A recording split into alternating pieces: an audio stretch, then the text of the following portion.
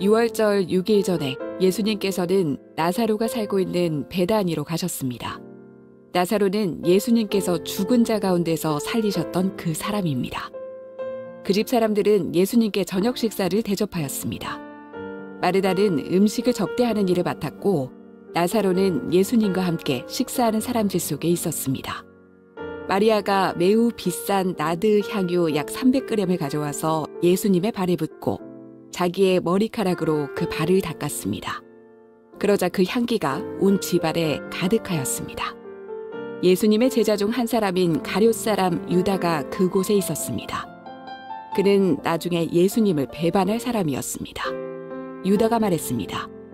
이 향유를 팔아 그 돈을 가난한 사람들에게 나누어 주는 것이 좋지 않은가? 이것은 300데나리온에 해당하는 값비싼 것인데 말이야. 그러나 유다가 정말로 가난한 사람들을 생각해서 이 말을 한 것은 아니었습니다. 그는 도둑이었기 때문에 이런 말을 한 것입니다. 그는 돈주머니를 관리하는 사람이었는데 종종 돈주머니에서 돈을 제 마음대로 꺼내 쓰곤 하였습니다. 예수님께서 말씀하셨습니다. 이 여자가 하는 대로 내버려 두어라. 마리아는 내 장례를 치를 나를 위해 이 향유를 준비해 둔 것이다. 가난한 사람들은 너희와 항상 함께 있겠지만 나는 너희와 항상 함께 있지는 않을 것이다. 자, 우리 가슴에 손을 얹고 믿음을 고백하고 오늘 하나님 말씀 받겠습니다. 제가 먼저 고백할게요. 하나님은 나를 사랑하십니다. 나는 그 사랑 안에 있습니다. 하나님은 오늘 나에게 말씀하실 것입니다. 그 말씀에 능력이 있습니다. 그 말씀에 생명이 있습니다. 나의 마음을 하나님께 열겠습니다. 나의 생각을 예수님께 집중하겠습니다. 들은 만큼 변합니다. 들은 만큼 행복해집니다. 오늘은 사랑에 대한 이야기를 좀 해보려고 합니다. 여러분은 어떻게 사랑하십니까? 사랑하면 그 사랑하는 마음을 가슴에 꼭꼭 숨겨두고 감춰두고 나만 느끼지 이렇게 사랑을 하십니까? 아니면 적극적으로 표현하고 말하고 사랑하십니까? 참 우리가 사랑의 표현에 서툴러요, 그렇죠? 사랑을 표현하려고 하면 오히려 받는 사람이 어색해하기도 하고, 또 사랑을 표현하다가 사랑하는 사람들에게 상처를 주기도 하고, 그러다 보니까 우리는 이런 말을 즐겨하자. 그거 사랑하는 거 말로 꼭 표현해야 돼? 척척하면 아는 거지. 그건 뭘 그렇게 값싸게 표현을 해? 이게 입으로만 말한다고 사랑이야? 그렇죠. 입으로만 말한다고 사랑이 될 수는 없죠. 그러나 표현하지 않고 고백하지 않으면 어떻게 할까요? 저는 이번 주 설교 준비하면서 이런 생각도 좀 돌아봤어요. 내가 우리 성도들 너무 소중하게 생각하고 사랑하는데 내가 그렇게 적극적으로 표현하고 있나? 라는 생각을 해봤어요. 또 우리 성도들은 저희 목회자들 향해서 저희들 정말 위해서 기도해 주시고 사랑하는데 우리 성도들도 목회자들을 향해서 목사님 사랑합니다 라고 하는 얘기하는 거에 참 쑥스러워하는 분들도 계시지라는 생각을 하게 돼요. 우리야 그래도 제가 마음을 알죠. 눈빛이 마음을 전해줍니다 라고 넘어갈 수 있지만 주님은, 여러분 주님을 향한 사랑은요? 아이고 주님이 천지만물을 지고 다 아시는 분이 내 마음 모르실까? 그럼 그렇죠, 아시죠. 그렇다고 주님을 향해서 사랑의 고백을 안 하고 살아가는 것은 믿음이 아니잖아요. 여러분 얼마나 적극적으로 주님을 향해서 사랑하고 계세요? 오늘은 그 마음을 좀 돌아보는 시간을 가질 거예요. 이철환 작가라고 하는 사람이 연탄길이라고 하는 책에서 13,000원의 축의금이라고 하는 글을 썼어요. 제가 좀 읽어드리려고 하는데, 제가 책에서 이거를 리타입을 한 게 아니라 제가 집에서 설교 준비를 하다가 책이 사무실에 있어서 인터넷에서 제가 글을 따왔는데 원본하고 조금 틀릴 수도 있겠다라는 말씀 미리 드릴게요. 왜냐하면 인터넷 글들이 조금 아다르고 어다른 건데, 사실은 글이라고 하는 건 내 마음대로 바꾸면 안 되는 건데 조금 다를 수 있다라고 하는 것을 감안하시고 제가 읽을게요. 감동적인 얘기인데 제가 요즘 제 몸에 호르몬이 많이 체인지하고 있기 때문에 너무 감성이 풍부해질 수 있다라고 하는 것을 미리 양해를 구하고 될 수 있으면 캄하게 읽어보도록 하겠습니다. 조금 길어서 자막을 통해서 쭉 올려드릴 테니까 여러분은 눈으로 따라오시면서 읽어주세요. 10년 전 나의 결혼식이 있는 날이었다. 결혼식이 다 끝나도록 친구 형주의 얼굴은 보이지 않았다. 이럴 리가 없는데, 정말 이럴 리가 없는데 식장 로비에 서서 오가는 사람들 사이로 형주를 찾았다. 형주는 끝끝내 보이지 않았다. 바로 그때 형주 아내가 토막숨을 몰아쉬며 예식장 계단을 급히 올라왔다. 철한 씨, 어쩌죠? 고속도로가 너무 막혔어요. 예식이 다 끝나버렸네.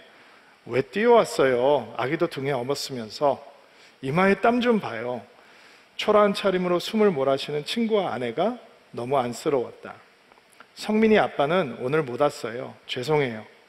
친구 아내는 말도 맺기 전에 눈물부터 글썽였다. 엄마의 낡은 외투를 덮고 등 뒤에 아가는 곤히 잠들어 있었다. 친구가 보내온 편지를 읽었다. 철아나, 형주다. 나 대신 아내가 간다. 가난한 내 아내의 눈동자에 내 모습도 함께 담아 보낸다. 하루를 벌어야지 하루를 먹고 사는 리아카 사과 장수가 이 좋은 날 너와 함께 할 수 없음을 용서해 다오. 사과를 팔지 않으면 성민이가 오늘 밤 분유를 굶어야 한다. 철원이 너와 함께 할 수 없어 내 마음이 많이 아프다. 어제는 아침부터 밤 12시까지 사과를 팔았다.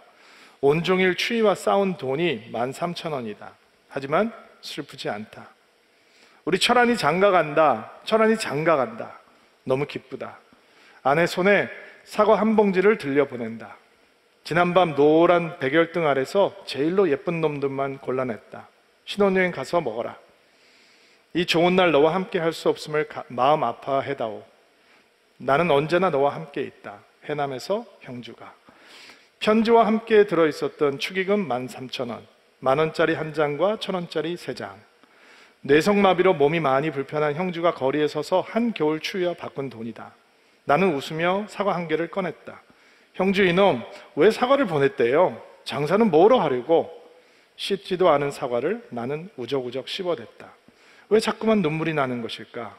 새신랑이 눈물 흘리면 안 되는데, 다 떨어진 구두를 신고 있는 친구 아내가 마음 아파할 텐데, 멀리서도 나를 보고 있을 친구 형주가 마음 아파할까봐, 엄마 등 뒤에 잠든 아가가 마음 아파할까봐 나는 이를 사려 물었다. 하지만 참아도 터져 나오는 울음이었다. 참으면 참을수록 더 큰 소리로 터져 나오는 울음이었다. 어깨를 출렁이며 울어버렸다. 사람들 오가는 예식장 로비 한가운데 서서. 형주라는 친구가 보낸 10,000원짜리 한 장, 1,000원짜리 3장. 이게 뭐예요? 사랑이죠. 그렇죠? 백열등 아래서 골라낸 잘생긴 사과 몇 알, 어린 아가를 등에 업고 달려왔는데 식이 늦어버렸어요. 그래서 속상해서 흘리는 친구 아내의 눈물. 10,000원짜리 한 장, 1,000원짜리 3장 손에 들고 씻지도 않은 사과를 베어 물은 이철한 작가. 멈출 수 없는 울음. 이게 다 사랑 때문에, 사랑이 흘러 넘치기 때문에 나오는 거죠. 여러분 안에 있는 사랑을 감출 수 있어요? 사랑에 빠지면 못 감춰요. 감출 수 있으면 아직 사랑이 무르익은 게 아니에요. 진짜 사랑이면 흘러나올 수밖에 없는 거예요. 오늘 본문을 통해서 그런 사랑을 좀 배워볼게요. 오늘 말씀 너무 유명한 말씀이죠. 사복음서에 다 나옵니다. 향유 옥합을께서 예수님의 발을 닦아드리는 사건이 사복음서에 나오는데 디테일은 조금씩 달라요. 머리에다가 부었다라는 기록도 있고 발에다 부었다라고 하는 기록도 있고, 디테일이 다르다 보니까 다른 주장과 학설들이 좀 있습니다. 한 사건이다, 두 사건이다. 한 사건을 마치 여러 사건인 것처럼 표현한 것이다, 여러 사건을 한 사건처럼 표현한 것이다. 여러 가지 주장들이 있는데 이런 것들 차이를 공부하는 것도 굉장히 흥미로운 일이 될 수 있지만 우리는 그런 수고는 오늘 안 하려고 해요. 왜냐하면 오늘은 감출 수 없어서 흘러나오는 사랑에 대해서 집중하기 원하기 때문이에요. 오늘 본문에는 예수님을 사랑하는 사람들의 이야기도 등장하지만 그 사랑 옆에서 사랑하지 못하는 사람의 추악함도 함께 드러나거든요. 그것을 묵상하면서 은혜를 누리도록 하겠습니다. 오늘 본문이 이제 마지막으로 예루살렘 입성을 위해서 예수님께서 베다니로 들어오시는 것으로부터 출발을 하는데, 지금부터 시간이 굉장히 느려집니다. 요한복음에서 1장부터 11장까지는 3년이 걸렸어요. 근데 12장부터 이제 마지막 일주일을 모습으로 그려지니까 요한은 거의 복음서의 반을 예수님의 고난받으시는 주간에 그리고 부활 사건에 집중을 하고 있는 거예요. 자, 베다니에서 예수님을 위해서 잔치가 열렸다라고 오늘 본문은 이야기하는데 요한복음은 누구 집인지를 얘기하지 않아요. 근데 공관복음하고 비교를 해보면 문둥병자였던 시몬의 집이다라고 하는 것을 알 수 있죠. 그러니까 아마 시몬이 문둥병자였는데 예수님을 청한 것을 보면 분명 예수님께서 고쳐주신 문둥병자였을 것이다 라고 추측도 할 수 있어요. 초대교회 전승 기록을 보면 여기 나오는 그 시몬이라고 하는 문둥병자가 나사로 3남매의 아버지였다라는 얘기도 있어요. 근데 많은 학자들이 거기에 대한 증거가 불충분하다라고 해서 그런 전승 기록을 이제 거부해요. 그런데 복음서라고 하는 책이 거기에 등장하는 인물들의 가족관계 증명서가 아니거든요. 예수님에 대한 기록이 주된 내용이지 거기 등장하는 사람들이 가족끼리 어떻게 연결되어 있는지 설명하기 위한 의도를 가지고 있진 않아요. 그러니까 단순히 증거가 불충분하다라고 하는 것이 그들이 관계가 없다라고 할 수 없는 거예요. 그러니까 그거는 어떻게 보면 학문적인 오만일 수도 있을 것 같아요. 우리가 모르고 있는 사실들이 복음서에 충분히 있을 수 있으니까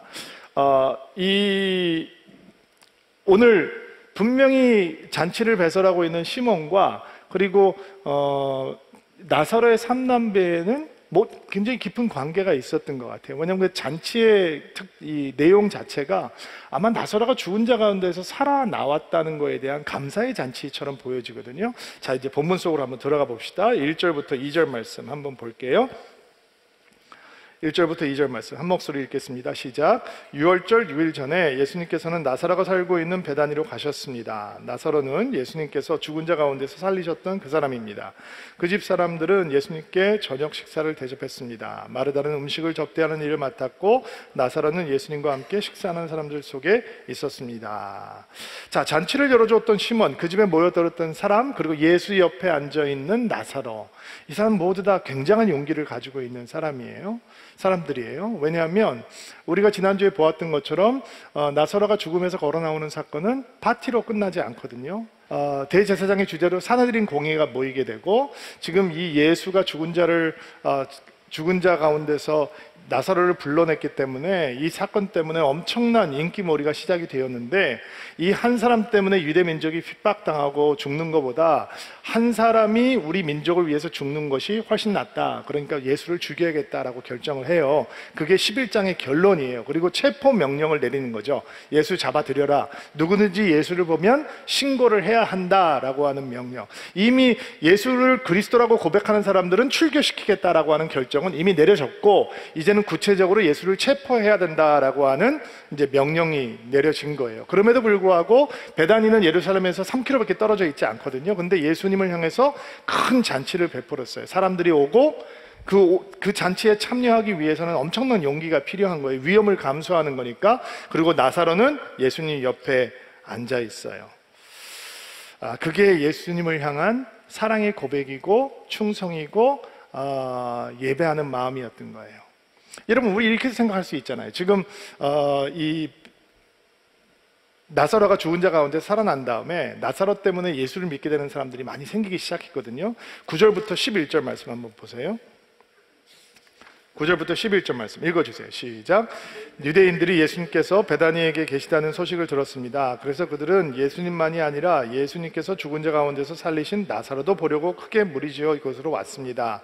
그러자 대제사장들은 나사로까지 죽이려고 모의하였습니다. 이렇게 그들이 나사로를 죽이려고 하는 것은 나사로 때문에 많은 유대인들이 예수님께 가서 그분을 믿었기 때문입니다. 때가 어느 때라고 그랬죠? 6월절. 평소에 예루살렘 인구는 3만 명 정도였다고 해요. 요세푸스라고 하는 유대 역사가의 얘기를 들어보면, 기록을 보면 6월절, 주후 60년경에 6월절에 모여드는 순례객의 숫자가 270만에 달한다라고 하니까 6월절이 되면 엄청난 사람들이 몰려오는데 그때 핫 이슈가 뭐였냐? 나사로가 죽은 자 가운데서 살아났다라는 거예요. 그리고 사람들이 그 나사로를 보려고 베다니로 왔다는 거예요. 그리고 나사로를 보면 누가 보이는 거예요? 예수님이 보이는 거예요. 나사로가 진짜 살아났다는 걸 확인하면 누구를 믿게 되는 거예요? 예수를 믿게 되는 거예요. 그러니까 이 나사로만, 예수만 죽이려고 하는 것이 아니라 나사로까지 죽이려고 모의를 하게 되는 것이죠. 저는 사람들이 나사로에게 진짜 많이 질문했을 것 같아요. 진짜 죽었었어요? 진짜 죽었었어요? 정말 당신 죽은 거예요? 당신 그 자매들이 혹시 실신했는데 오해를 해서 무덤에다 집어넣고 문 닫아버렸는데 거기가 차니까 정신이 벌떡 났는데 이거 어떡하지, 나 나가야 되는데 하고 있다가 갑자기 한 사흘 지난 다음에 문을 열었는데 누가 큰 소리로 당신 이름 부르니까 정신이 번쩍 나서 걸어 나온 거 아니에요? 막 이런 질문들을 했겠죠. 근데 저는 이게 나사로가 분명히 얘기를 했을 텐데 벙어리가 아닐지언정 아니니까 이 간증의 얘기가 많을 텐데 성경에는 나사로의 대사가 없단 말이에요. 그러니까 우리는 상상하고 묵상을 볼 필요가 할 수밖에 없는 거죠. 여러분이 나사로면 당신 정말 죽었다가 살아오는 거 맞아요? 라고 하면 여러분 목이 메이지 않았을까요? 나는 목이 메였을 것 같아요. 막 입술을 바라바라 떨면서 한마디를 못하고, 그리고 위험에도 불구하고 분명히 예수와 함께 있으면 이 위험에 처할 수밖에 없는데 나사로는 예수 옆에 있는 거예요. 그게 나사로의 예수님을 향한 사랑의 고백이란 말이에요. 끝까지 함께 있는 것. 자기가 잡힐 수도 있고 죽을 수도 있는데도 불구하고 특별해 보이지 않죠? 근데 그게 나사로가 할 수 있는 최고의 사랑의 고백이었어요. 나는 주님 옆에 있겠습니다. 끝까지 주님과 함께 있겠습니다. 여러분, 주님을 이렇게 사랑하고 교회를 이렇게 사랑하는 분들이 많아요. 그래서 코로나 때 현장 예배 지키려고 너무너무 애쓰시는 분들이 많아요. 땡큐, 고맙습니다. 여러분들 때문에 교회가 교회 돼 가는 거예요. 기도 모임에 가면 그분의 얼굴이 보여요. 예배 가면 그분의 얼굴이 보여요. DBS 가면 그분이 얼굴이 보여요. 줌으로 DBS 쓰는 거 좀 힘들거든요. 근데 줌에서 졸린 눈을 비비면서 또 그 자리에 있어요. 교회는 그런 사람들을 통해서 만들어지는 거예요. 뭐 특별한 거 하는 거 없는 것 같은데 늘 예배하는 자리, 함께하는 자리에 동참해 주는 분들. 다음 주부터 50%면 우리는 이게 1200석이라 현장이 회복될 수 있는 거예요. 여러분, 온라인으로 예배드리면 돌아오세요. 여러분, 우리 교회가 함께 주님과 함께 하는 것, 우리 성도들과 함께 하는 것, 그게 주님을 향한 사랑이고 주님을 향한 열정의 고백이고 충성의 고백이고 예배의 고백이에요. 이쯤이면 한번 아멘 해도 괜찮겠죠? 그렇게 회복될 수 있게 되기를 바랍니다. 함께 있는 것, 예수 옆에 머물러 있는 것, 이게 사랑의 고백이에요. 마르다라고 하는 여인은 뭐 하고 있나요? 음식을 접대하고 있어요. 이 마르다에 대해서 조금 아시는 분들, 진짜 이 사람 안 바뀌네, 오빠가 죽었다 살아났는데 정신을 못 차려, 이렇게 생각하는 분들이 있을 것 같아요. 잠깐만, 물론 누가복음에 마르다에 대한 얘기가 나오죠, 그렇죠? 베다니에 나사로의 집을 예수님께서 찾아오셨는데 나사로는 부엌에서 열심히 식사를 준비하고 있고 분명 요리도 잘했을 거예요. 근데 가만히 보니까 사람들도 많이 있고 손도 모자라고 막 시간도 촉박한데 막 땀이 나는데 보니까 돕는데 마리아가 안 보이는, 동생 마리아가 안 보이는 거예요. 어디 있나 찾아보니까 아마 평소 때도 마리아는 잘 안 도와줬을 거예요, 그렇죠? 근데 예수님 발 앞에 앉아가지고 우아하게 앉아서 설교 듣고 있는 거예요. 그러니까 이 화가 나는 거죠. 야, 보자 하니까, 야, 일하는 사람 따로 있고 먹는 사람 따로 있냐? 누구는 설교 들 줄 몰라서 내가 지금 이러고 있는 거야. 이런 마음 느껴보셨죠? 야, 나도 할 수 있어, 이런 생각이 드는데 더 기가 막힌 건 예수님이 자기가 이렇게 고생하고 있는데, 야, 마리아야, 너 언니 이렇게 고생하고 있으면 너 좀 가서 도와야지. 내가 생각해도 너 좀 심하다. 나 지금 여기 들어와서 3시간째 설교하고 있는데 여기 앉아가지고 뭐 이렇게 좀 해주셔야 되는데, 그 마음이 누가복음 10장 40절에 나와요. 읽어볼게요. 시작. 마르다는 여러 가지 접대하는 일로 분주했습니다. 그러다가 예수님께 다가가서 말했습니다. 주님, 저 혼자 이 모든 접대를 하는데 제 동생이 저를 거들지 않는 것을 아무렇지도 않게 생각하십니까? 저를 도우라고 말씀해 주십시오. 너무 감정 없이 읽었어요, 그렇죠? 이게 막 투정이 툴툴 나오는, 주님 이러실 수가 있어요? 내가 이렇게 혼자 수고하는데 그래도 주님이라도 내 동생한테 가서 나를 도와라고 말씀하셔야죠. 이 주님을 향한 야속한 마음이 있는 거죠. 왜 내 땀 흘림을 알아주지 않습니까? 왜 내 수고를 알아주지 않습니까? 지금 마르다는 자기가 이렇게 땀 흘리고 수고해서 주님 앞에 사랑받고 싶고 주님 앞에 인정받고 싶은 거예요. 그러니까 이 누가복음에 나와 있는 마르다를 보면서 오늘 말씀을 보면, 야, 오빠가 죽었다 살아왔는데도 또 그 모습이네? 라고 생각을 할 수 있단 말이죠. 근데 아니에요. 누가복음에서 보이는 마르다와 오늘 요한복음 12장에서 보는 마르다는 다른 사람이에요. 완전히 달라요. 왜냐하면 불평이 사라졌어요? 묵묵히 자기에게 맡은 일을 하고 있단 말이죠. 마리아는 여전히 도와주지 않아요. 그런데 마리아를 향해서 불평도 없고 예수님에게 야속함을 호소하지도 않아요. 그가 얄팍한 피상적인 믿음을 가지고 있기 때문에 예수님 설교하는 거 듣지 않고 열심히 일하는 거 아니에요. 여기서는 아니에요. 여기서는 마르다가 왜 땀을 흘리며 수고하고 있는가? 오빠가 죽은 자 가운데서 살아나는 것을 경험한 이후에 왜 마르다는 또 일하고 땀 흘리고 수고하고 있는가? 그게 마르다의 사랑의 고백이에요. 마르다의 경배요, 마르다의 예배예요. 누가복음 10장에서는 그가 땀 흘리는 이유는 나 좀 알아주세요 였거든요. 근데 오빠가 죽었다가 살아온 다음에는 주님, 내가 주님을 사랑하는데 이게 내 최선의 고백입니다. 내가 열심히 땀 흘리고 수고합니다. 불평하지 않습니다. 다른 사람 보지 않습니다. 그러나 이 수고와 땀 흘림은 주를 향한 것입니다 라고 예배의 마음, 경배의 마음을 드리고 있는 거예요. 만약에 그녀가 변하지 않았다면 또 마리아를 얄밉게 생각하겠죠. 마리아가 도와주지 않는 것을 지적하지 않는 예수님을 야속하게 생각할 거예요. 그러나 이제 그는 흔들리지 않아요. 왜? 자기가 땀 흘릴 수 있는 것이 예수를 향한 최선의 고백이에요. 최고의 헌신이에요. 예배예요. 사랑합니다 외치고 있는 거예요. 땀 흘리면서 수고하면서 주님 예배합니다, 주님 사랑합니다 고백하고 있는 거예요. 마르다와 마리아의 얘기를 하면서 늘 우리는 결론을 땀 흘리는 마르다의 모습을 경계해야 합니다 이렇게 묵상하기도 하잖아요. 물론 주님과 상관없는 은혜를 놓치는 수고와 땀 흘림의 자리 경계해야 되겠죠. 그러나 땀 흘리며 일하는 것은 믿음의 굉장히 중요한 부분 중에 하나예요. 창세기를 열잖아요. 그러면 하나님께서 우리를 하나님의 형상으로 창조했다라고 얘기해요. 근데 그 형상으로 창조해 주신 분께서 가장 먼저 하시는 일이 뭐냐? 일을 하시는 거예요. 창조의 일을 하시는 거예요. 아주 능숙하게, 솜씨 좋게, 그리고 감탄을 하세요. 보시기에 좋았더라. 그 형상이 우리 안에 들어와 있어요. 그러니까 우리가 주님처럼 기쁘게 능숙하게 일하지 않으면 회복되지 않는 하나님의 형상이 있다는 거죠. 그러니까 마르다가 땀 흘리며 수고할 때 하나님의 형상이 그 안에 회복되고 있는 거예요. 그리고 그는 주님을 향해서 외치고 있는 거예요. 그의 땀은 주님을 향한 사랑의 고백이에요. 그의 수고는 주님을 향한 경배요, 예배예요. 여러분, 우리 교회에 마르다들이 많이 있는 거 너무 감사합니다. 여러분 수고하십니다. 계속 수고하시기 바랍니다. 여러분이 땀 흘리지 않으면 교회가 어떻게 교회 되겠습니까? 여러분이 땀 흘려야지 뭐가 이루어지겠습니까? 마르다가 없인 교회에서 사역 하나도 할 수가 없습니다. 그런데 여러분들께서 땀 흘리면서 목사님 쟤는 아무것도 안 해요 불평하지 않고, 목사님 왜 우리를 알아주지 않으세요? 라고 불평하지 않고 주님을 향해 예배하고 주님을 향해 경배할 때 이거야말로 하나님께서 기뻐 받으시는 것입니다. 왜냐하면 사랑은 언제나 수고로움입니다. 땀 흘리고 수고하는 것, 그게 바로 사랑입니다. 우리 어머님들이 옛날에 우리 도시락 싸주실 때 기억나시나요?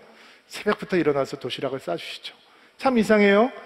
그거 점심시간에 열면 어차피 찬밥 될 건데 왜 새벽에 일어나서 따뜻한 밥 지어서 우리 도시락에 집어넣어 주실까? 사랑을 모르면 그 수고를 몰라요. 사랑하면 수고로움이 아니에요. 기쁨이죠. 제가 우리 서울드림교회 시작하고 얼마 안 됐을 때예요.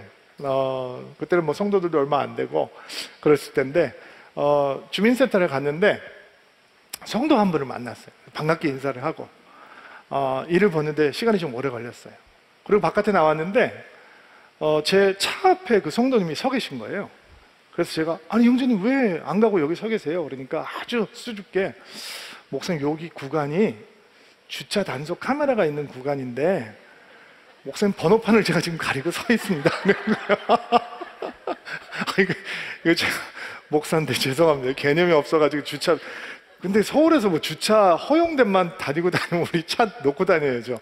어쨌든 근데 그날이 아주 추운 겨울날이었어요. 그분 그 외투도 안 입고 그냥 이런 저고리에 그냥 목도리 하나 들고 본인도 급하게 들어오셨다가 제가 거기다 세워놓고 시간이 오래 걸리니까 목사님 티켓 뛰겠다 그러고 추운데 벌벌 떨고서 거기 서 있는 거예요. 사랑하면 그렇게 되는 거예요. 사랑하면 수고로움이 수고롭지 않은 거예요. 여러분의 땀 흘림이, 여러분의 수고가 하나님을 향한 사랑의 고백이 되게 하십시오. 경배의 고백이 되게 하십시오. 그리고 교회를 세워나가는 통로가 되게 하십시오. 이게 마르다에게서 우리에게 배우는 사랑인 거예요. 이 나사로의 사랑에도, 그리고 마르다의 사랑에도 사실은 우리는 엄청난 도전을 받거든요. 끝까지 예수님과 함께 수고하고 땀 흘리는 것. 근데 마리아의 모습을 보면 진짜 우리를 뒤흔드는 도전을 경험하게 됩니다. 3절 말씀 한번 볼게요. 우리를 흔들어 깨워주는 마리아의 사랑의 모습을 한번 보겠습니다. 시작. 마리아가 매우 비싼 나드 향유 300g을 가져다 와서 예수님의 발에 붓고 자기의 머리카락으로 그 발을 닦았습니다.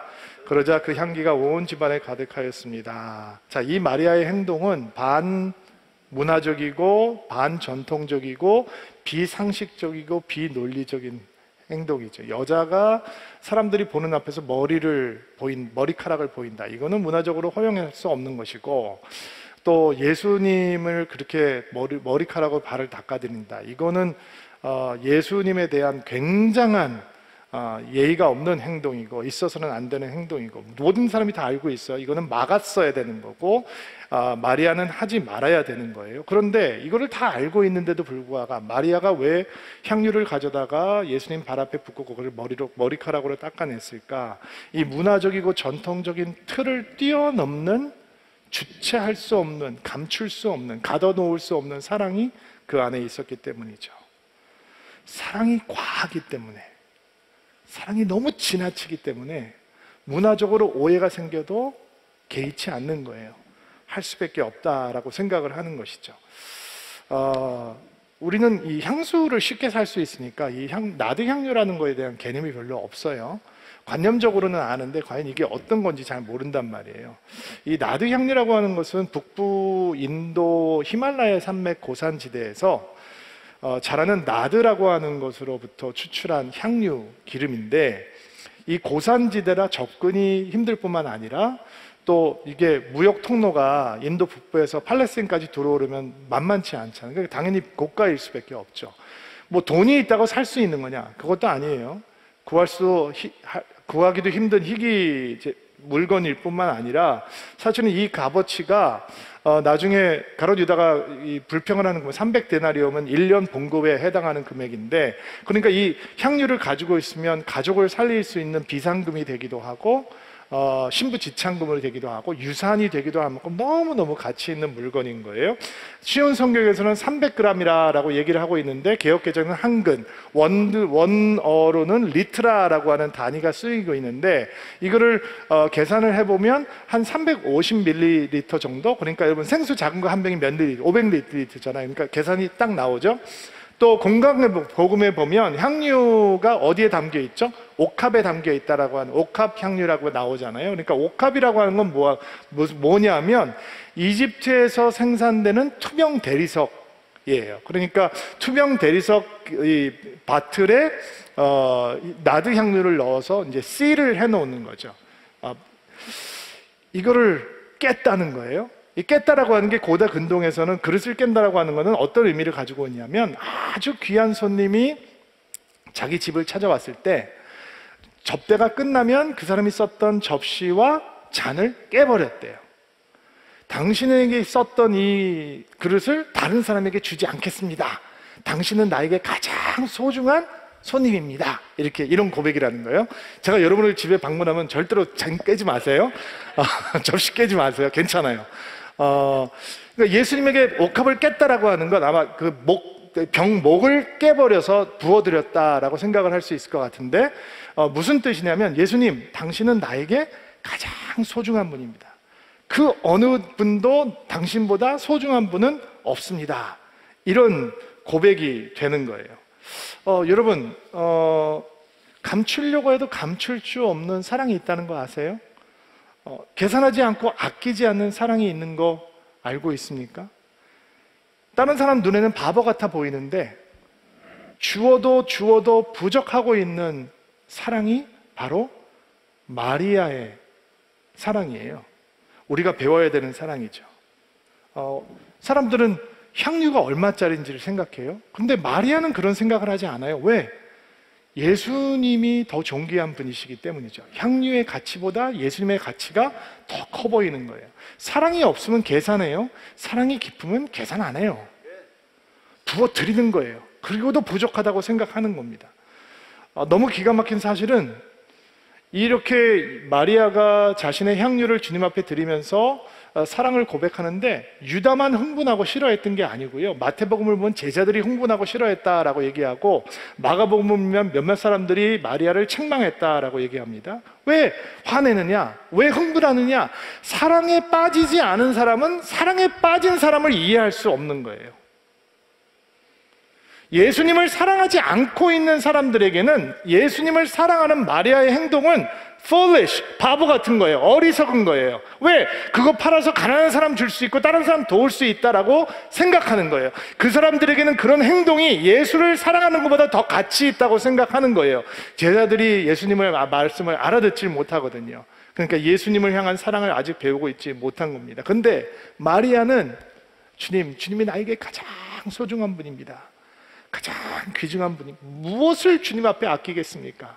주님 지금 돌아가시는데 우리 오빠를 살리기 위해서 무덤으로 들어가시는 건데 우리를 살리기 위해서 무덤으로 들어가실 텐데 나는 이거를 부어드리고 주님의 마지막을 준비하겠습니다. 이런 고백이 있는 거예요. 왜냐하면 예수님께서 7절에 어떤 말씀을 하냐면 가만둬라, 마리아가 이렇게 행동하는 것은 나의 장례를 준비하는 거라고 말씀하시거든요. 그게 발에 부어드린다라고 하는 의미가 어떤 의미냐면 레이먼 브라운이라고 하는 그 요한복음의 권위자가 유대 문화 속에서는 살아있는 사람에게는 절대로 발에다가 기름을 붓지 않았다는 거예요. 머리에다 붓는 거지, 향유는. 근데 사람이 죽고 장례 의식을 할 때 몸에 기름을 바른 다음에 절차상 발에다 기름을 부었다는 거예요. 그러니까 지금 마리아가 예수님의 발에 향유를 부어드리고 있다는 건 그가 지금 예수님께서 얘기하고 계시는 순환, 고난, 십자가 사건이 다가오고 있다는 걸 알고 있다. 어떻게 알고 있을까요? 왜냐하면 그녀가 예수님의 발 앞에 앉아 있는 사람이거든요. 발 앞에 앉았다라고 하는 건 유대식으로 어떤 표현이냐면 스승의 가르침을 그대로 받아들인다라는 거예요. 다른 제자들도 예수님 발 앞에 앉아 있었어요. 그게 제자라는 의미거든요. 근데 그들은 말씀을 제대로 받아들이지 못해요. 지금 예수님께서 예루살렘으로 올라오시면서 계속해서 고난, 순환, 죽음 이런 거에 대해서 말씀을 하시거든요. 마가복음 8장, 9장, 10장 계속해서 말씀을 하세요. 근데 제자들은 말을 알아듣지를 못하니까 내가 큰 자다, 네가 큰 자다 싸우고 어머니를 대송해서 인사청탁을 하고 그런 제자들을 보면서 화내고 못마땅해하고 알아듣지를 못하는 거예요. 근데 마리아는 예수님의 발 앞에 앉아 있어요. 그리고 예수님께서 후반부의 메시지가 예수님의 고난에 대한 메시지가 주된 메시지거든요. 알아듣는 거예요. 우리가 나사로가 죽었다라고 하는 현장에서 예수님께서 나타나시자 마르다도 마리아도 동일하게 이런 말을 하잖아요. 주님이 여기 계셨다라면 내 오빠가 절대로 죽지 않았을 것입니다. 다 원망 어린 하소연을 해요. 근데 차이점이 있어요. 마르다는 그냥 눈물 어린 원망을 하는 것이고 마리아는 주 발 앞에 엎드렸다라고 얘기를 해요. 그 발 앞이라고 하는 표현이 예수께서 곧 고난을 당하실 것이다 라고 알아들을 수 있는 자리인 거예요. 예수님께서 눈물을 흘리셨죠. 나사로의 죽음 앞에서. 그 얘기는 그들의 슬픔 안으로 걸어 들어오시는 주님의 모습을 보여주시는 거죠. 이제 마리아가 눈물을 흘려요. 향유를 쏟아 부어요. 우리 주님 고난 당하시는데 내가 할 수 있는 유일한 것은 주님의 슬픔에 나도 이렇게 고난에 참여하는 것이다. 예배하고 있는 거예요. 이런 말씀 앞에서 만약에 여러분이 오늘은 목사님이 향유옥합 얘기를 했으니까 분명히 헌금 얘기를 하겠구나 라고 생각하신다면 여러분 영성에 진짜 문제 있는 거예요. 이런 말씀 앞에서 우리는 이런 성령의 음성을 들어야 돼요. 주님, 나는 왜 저렇게 사랑하지 못합니까? 왜 나는 향유가 아깝다고 생각될까요? 몇 방울이면 되지만 않나? 절반만 부어도 되는 거잖아. 그래도 향기가 나는데 그거 다 부어드릴 필요 있어? 또 어떤 일이 될지도 모르는데 오버하면 안 되지. 이건 광신이야. 왜 나는 저렇게 사랑하지 못할까? 라는 마음이 우리 안에 있어야 합니다. 주님, 정말 나에게 가장 소중한 분인가? 무엇을 드리고 어떤 것을 드리고 다 드릴 수 있을 만큼 주님이 가치 있는 분이 되셨나? 주님은 나에게 그런 분인가? 주님, 아니네요. 내가 주님을 그렇게 하고 있지 않네요. 주님이 그렇게 나에게 소중한 분이 아니네요. 어떡하죠? 나는 여전히 주님 앞에서 계산하는 마음이 먼저 서는데 주님 어떻게 해야 합니까? 여러분, 가슴 치면서 회개해야 하는 거 아닙니까? 교회를 다니면서 이렇게 눈물을 흘릴지 모르는 사람이라면 주님, 내 안에 이 눈물이 없습니다. 이 예배가 없어요. 주님, 나 어떡합니까? 이 눈물이 없다면 가롯 유다가 되는 건데 나 어떡합니까, 주님? 그리고 회개하고 눈물 흘려야지 우리가 성령이 우리 안에 계시다는 증거가 아닐까요? 여러분, 장례를 준비한다는 건 어떤 의미일까요? 내가 주님 앞에 사랑의 고백을 할 수 있는 기회가 이제 없는 거구나. 이 순간 지나가면 못하는 거구나. 여러분, 언제까지 주님 앞에 그 사랑을 드리기를 주저하시겠어요? 그 기회 잡아야 되는 거 아닌가요? 주님, 사랑합니다 고백할 수 있는 것, 내가 내 중심을 드립니다, 내 향유가 아깝지 않습니다. 신앙생활을 하다 보면 하나님께서 나에게 축복으로 향유 옥합을 주셨습니다. 간증하는 사람들 너무 많이 만나봅니다. 주님께서 저를 축복하셔서 저 쉘프를 보십시오. 향유 옥합 쫙 색깔별로 있습니다. 할렐루야, 아멘, 축복입니다 라고 생각하는 사람들은 많지만 마리아는 우리에게 다른 영성을 가르쳐 줍니다. 그 나도 향유는 우리를 위한 것이 아니었습니다. 주님 앞에 부어드리기 위한 것이었습니다. 여러분, 이 사랑 우리가 배워야 하지 않습니까? 이 사랑으로 우리 신앙생활을 해야 되는 건 아닙니까?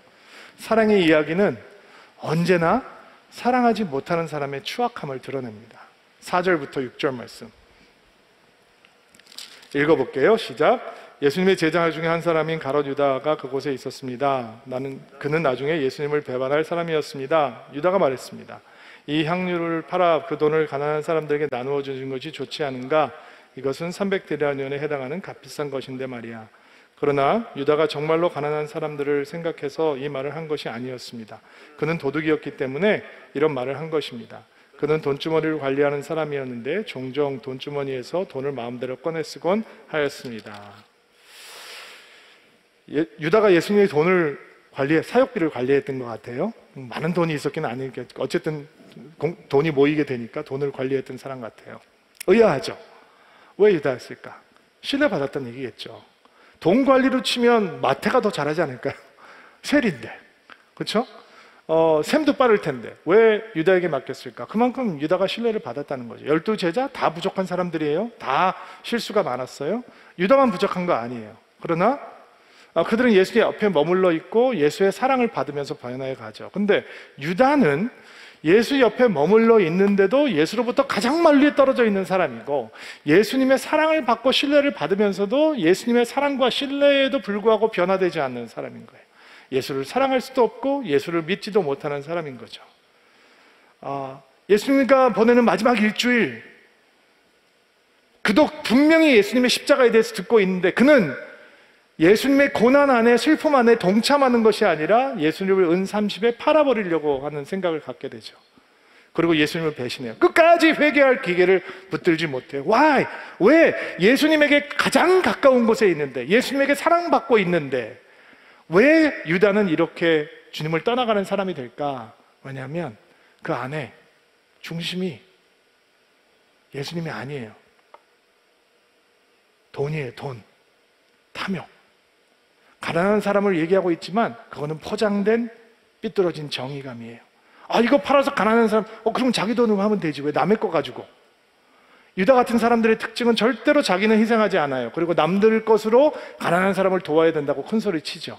근데 그 안에 삐뚤어진 자아가 있고 삐뚤어진 정의심이 있는 거예요. 그 정의심을 따라 들어가면 결국 돈을 향한 탐욕, 남의 것을, 예수님의 것을 훔치면서 그것을 감추려고 하는 탐욕스러운 마음이 있는 거죠. 만약에 마리아의 사랑을 보지 못했다면 우리는 유다 같은 사람의 거짓 정의감에 속아 넘어갈 겁니다. 근데 마리아의 사랑을 보니까 그의 탐욕의 추악함이 보이는 겁니다. 마르다의 땀 흘림과 수고함을 보지 못한다면 자신만을 생각하는 유다의 이기심에 속을 겁니다. 그러나 이 마르다의 땀 흘림이 하나님을 향한 사랑의 고백이 알기에 그의 이기심이 얼마나 파렴치한 것인지 보게 되는 것입니다. 위험을 무릅쓰고 예수님과 끝까지 함께하는 나사로의 사랑을 보기 때문에 유다의 비겁함과 믿음 없음이 보이는 것입니다. 여러분, 사랑은 그냥 품고 있는 거 아닙니다. 주님, 내 마음 다 아시지. 그래도 우리는 주님 앞에 사랑을 고백하고 드려야 하는 것입니다. 나사로처럼 끝까지 예수님과 함께, 마르다처럼 땀 흘리고 수고하고 애쓰면서, 마리아처럼 더 드릴 수 없어서 주님이 나의 가장 귀한 분입니다, 나는 어떤 것도 망설이지 않고 주님 앞에 드리겠습니다 라고 하는 뜨거운 사랑으로, 그럴 때 주님께서 우리의 사랑을 받으시고 더 큰 사랑으로 우리에게 다가오실 줄로 믿습니다. 주님의 사랑 고백하는 한 주가 되기를 바랍니다. 주님에게 사랑을 드려야 되는데 주님을 바라보며, 주님은 나의 가장 소중한 분입니다, 나의 가장 귀중한 분이십니다, 날마다 주를 향해 사랑을 드려야 되는데 그러지 못했음을 회개합니다. 하나님 용서하옵소서. 다시 한번 주님을 향한 사랑으로 우리를 가득 채워주시옵소서.